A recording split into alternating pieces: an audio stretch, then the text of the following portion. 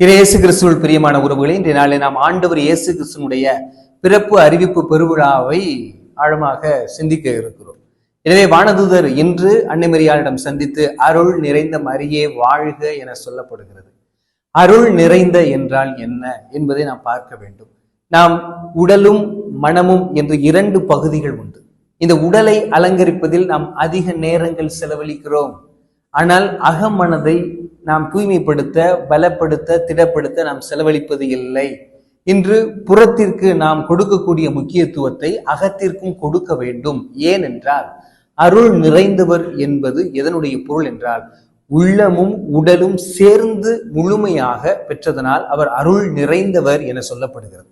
அன்னை மரியாள் இயேசு கிறிஸ்துவை பெற்றெடுத்ததனால் புனிதை அல்ல, அவர் பெரும் அருள் பெற்றவர் அல்ல. அவர் அருள் பெற்றதனால் இயேசு கிறிஸ்துவை பெற்றெடுத்தார் என்பதை நாம் பார்க்க வேண்டும். எனவே இயேசு கிறிஸ்து அவர் பெற்றெடுப்பதற்கு தேவையாக இருந்தது அருள். அந்த நிறைவான அருளை அவர் பெற்றெடுப்பதை நாம் பார்க்கிறோம். எனவே அவர் சொன்ன அந்த ஆமேன் என்ற அந்த ஒற்றை வார்த்தையில், ஆகட்டும் என்ற அந்த ஒரு வார்த்தையில் இன்று நாம் ஒரு கத்தோலிக்க கிறிஸ்தவர்களாக இருக்கிறோம். எனவே அவ்வளவு பெரிய சவாலை துணிவோடு ஏற்றுக்கொண்ட அந்த பெண்ணாக, இளம் பெண்ணாக இருந்த அன்னை மரியா இன்று நமக்கு ஒரு தாயாக இருந்து வழிகாட்டி கொண்டிருக்கக்கூடிய ஒரு வழிகாட்டியாக இருக்கிறார் என்பதை நாம் பார்க்க வேண்டும்.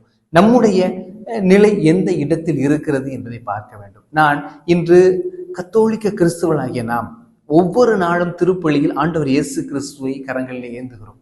அந்த ஏந்தக்கூடிய அந்த நம்பிக்கை நம்மிடம் எப்படி இருக்கிறது என்பதை நாம் பார்க்க வேண்டும்.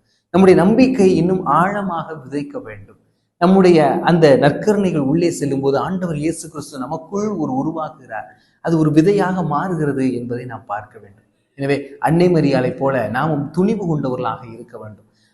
கபிரியேல் வானதூதர் அன்னை மரியாளை தேடி போய் அருள் நிறைந்தவர் என்று சொல்லுகிறார். எனவே நம்மையும் ஒவ்வொரு திருப்பலி முடிந்த பிறகும் வானதூதர் என்ன சொல்ல வேண்டும்? அருள் நிறைந்தவரேன்னு சொல்லி நம்ம பெயரை சொல்லணும். ஆனால் நாம் இயேசு கிறிஸ்துவை வெறும் ஒரு சடங்காச்சாரமாக வாங்கி அதை வாயில போட்டுட்டு போயிட்டே இருக்கக்கூடிய ஒரு மனநிலைக்கு இருக்கிறோம். எனவே அருள் நிறைந்த என்றால் அது அன்னை மரியாவுக்கு கிடைத்த வாய்ப்பு. இன்று திருப்பலின் வழியாக நமக்கும் கிடைக்கக்கூடிய வாய்ப்பு அந்த அருள் நிறையக்கூடிய அந்த நிலை. எனவே அந்த அருளை நாம் நிறைத்துக் கொள்கிறோம். அந்த அருளை நான் பெற்றுக்கொள்கிறேனா? தூய ஆவியின் நிழல் மீது படும். அப்படின்னா ஆண்டவர் இயேசு கிறிஸ்து நம்ம அந்த திருப்பலி வழியாக பெறும்போது தூய ஆவியார் நமக்குள்ளும் நிழல் இருக்கிறார் என்பதை நாம் பார்க்க வேண்டும். இன்று அநேக மக்கள்கள் புற தோற்றத்திற்கு முக்கியத்துவம் கொடுக்கிறார்கள், அகப்பயணத்திற்கு முக்கியத்துவம் கொடுப்பது இல்லை. இன்று மனிதர்கள் அழுகை வருகிறது, ஆனால் கொஞ்சம் ஏதாவது பூசி அழுகையை தடுத்துக்கிறாங்க, முகத்தை விகாரமாக்கி கொள்றாங்க, முகத்தை ரொம்ப மகிழ்ச்சியா இருப்பது போல படம் பிடித்து காட்டுவது போல் காட்டி கொண்டிருக்கிறார்கள். ஆனால் உள்ளத்திலோ அவர்கள் அழுது கொண்டிருப்பார்கள் என்பதை அதை சுட்டி காட்டுகிறதாக நாம் பார்க்கிறோம். ஏன்னா இன்றைக்கு உறவுகளை இந்த புறம் என்பதை விட நாம் அகத்திற்கு அதிக முக்கியத்துவம் கொடுக்க வேண்டும் என்பதை நாம் பார்க்க வேண்டும். இன்னைக்கு அழகு என்பது ஒரு பொருள் அல்ல. அதாவது ஒரு காட்டுல பஞ்சவண்ண கிளி உட்கார்ந்து இருந்துச்சான், அது பக்கத்துலேயே ஒரு காக்கா உட்கார்ந்து இருந்துச்சான். அப்ப அந்த கிளி அந்த காக்கா பார்த்து சொன்னிச்சான், டர்ட்டி காக்கா, அதாவது அழுக்கான காகமே அங்கிட்டு தள்ளிப்போ அப்படின்னு சொல்லி சொன்னிச்சான்.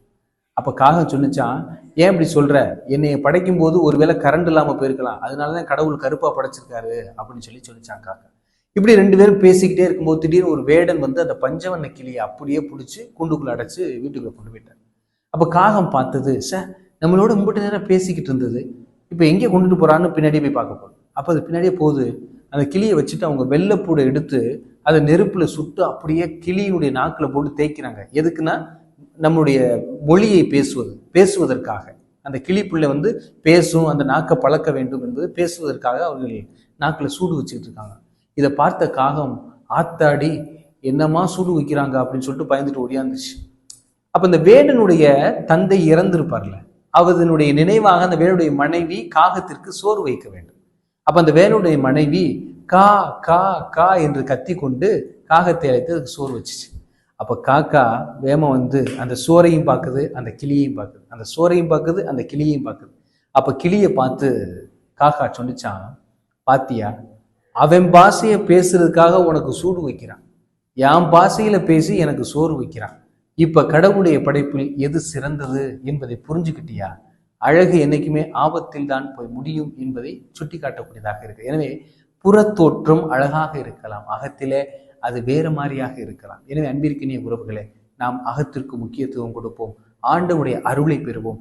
அன்னை மரியாள் எப்படி இயேசு கிறிஸ்துவை பெற்றெடுக்க ஆமேன் ஆகட்டும் ஆண்டவரின் அடிமை என்று சொன்னாரோ, அதே போல நாமும் ஒவ்வொரு திருப்பலியிலும் இயேசுவை உள்வாங்கிய பிறகு நாமும் ஆமேன் ஆகட்டும் நான் ஆண்டவரின் அடிமை என்று சொல்லி புறப்படுவோம். இந்த வாழ்விலே வெற்றி பெறுவோம். இறைவன் என்னாலும் நம்மோடு துணை இருக்கிறார். நாமும் அருள் நிறைந்தவர்களாக வாழ முயற்சி செய்வோம். ஆமேன்.